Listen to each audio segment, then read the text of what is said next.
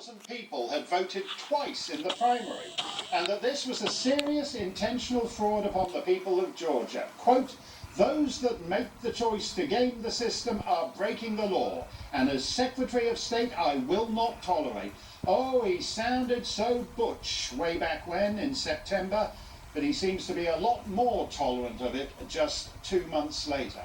So the president will be holding rallies in Georgia to help these senators over the finish line, regardless of how many double voters turn up or whatever torrent of burst sewer lines closes down the counting centres from Atlanta to the sea.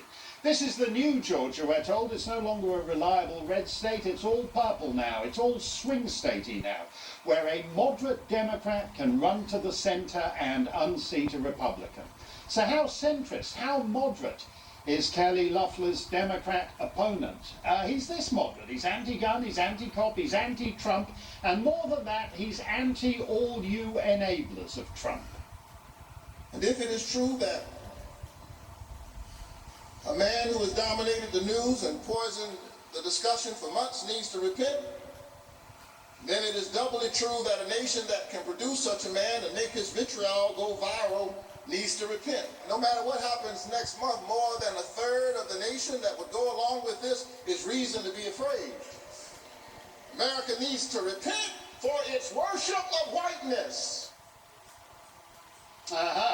Does that sound like a viable swing state moderate to you, the Susan Collins of Georgia? Or does that sound like a crazy radical the Georgia Democrats are going to need the Shenanigan Express going full throttle down the track to drag to victory? Half the GOP are in indecent haste to move on to the so-called post-Trump Republican Party. And I can understand why that's deeply demoralizing to the 80% of the president's voters who think the election was stolen. I'm just a simple Canadian used to primitive systems of paper ballots whose votes are counted where they're cast, as opposed to being driven around in unmarked vans half the night hither and yon. And I confess I don't understand those Republicans saying, well, yes, but it wouldn't be enough to change the result, as if there's a constitutionally acceptable figure for the number of Civil War veterans permitted to vote. What I do know is that this talk is very dispiriting to GOP voters, and that suits the Democrats just fine. Because if they can get enough Republicans to stay home in Georgia, they might not even need to pull the old Fulton County overflowing toilet next to the ballot box routine. Georgia Republicans need a record turnout in January to put Perdue and Loeffler beyond the margin of error, beyond the margin of lawyer, and beyond the margin of sewer. You know who'd be within his rights to shrug his shoulders and walk away? President Trump. Instead, he's heading south because he knows what will follow if Georgia goes down. Do you like that US Supreme Court Thanksgiving decision striking down a decree from Commissar Andrew Cuomo's Department of Religious Micromanagement that says you can have no more than 10 people in a 700-seat church? It was a narrow 5-4 decision because Chief Justice John Roberts joined the lefty judges' opposition. The rock-ribbed Bush appointee apparently agrees, for the moment, that state officials should have the power to deem a church less, quote, essential than a bicycle repair shop for months and, if necessary, years on end. The losing party, defendant Cuomo, has dismissed the ruling as, quote, irrelevant and blamed it on the court's infusion of politicized Trump judges. The Democrats don't mind politicized courts as long as they're politicized in the right direction. A third of this bench was appointed by Trump.